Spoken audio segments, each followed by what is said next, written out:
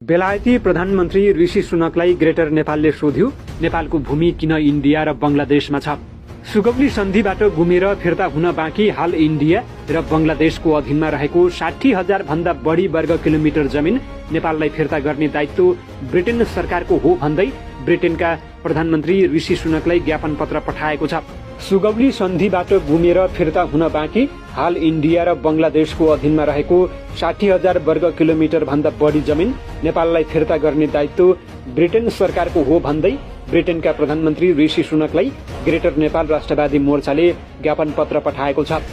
सन् 1950 अक्टोबर 30 मा काठमाडौँमा भएको नेपाल ब्रिटेन सन्धिको 72 वर्ष पुगेको अवसरमा ग्रेटर नेपाल राष्ट्रवादी मोर्चाले काठमाडौँ स्थित ब्रिटेनी राजदूतावास मार्फत प्रधानमन्त्री सुनकलाई 3 बुँदे ज्ञापन पत्र पठाएको हो।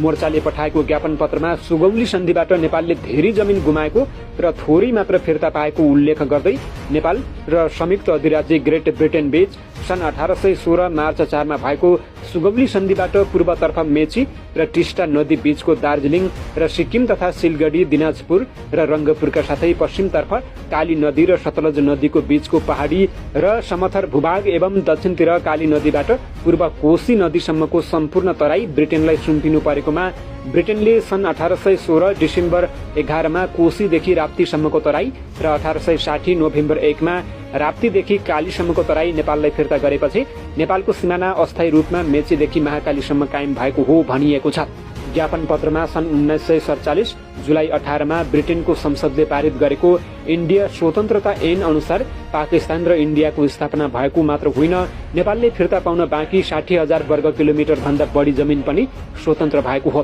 तर त्यतिबेला ब्रिटेनले नेपाललाई यो जमिन फिर्ता गरेको कुनै अभिलेख भेटिएको छैन, न यो जमिन इन्डियाको हक भोगमा छोडिएको कुनै लिखित उपलब्ध छ। पाकिस्तान र इन्डिया बनेसँगै नेपालले फिर्ता पाउनुपर्ने जमिन कसरी इन्डियाको हातमा पुग्यो भन्ने प्रश्न ब्रिटेनसँग गरिएको छ।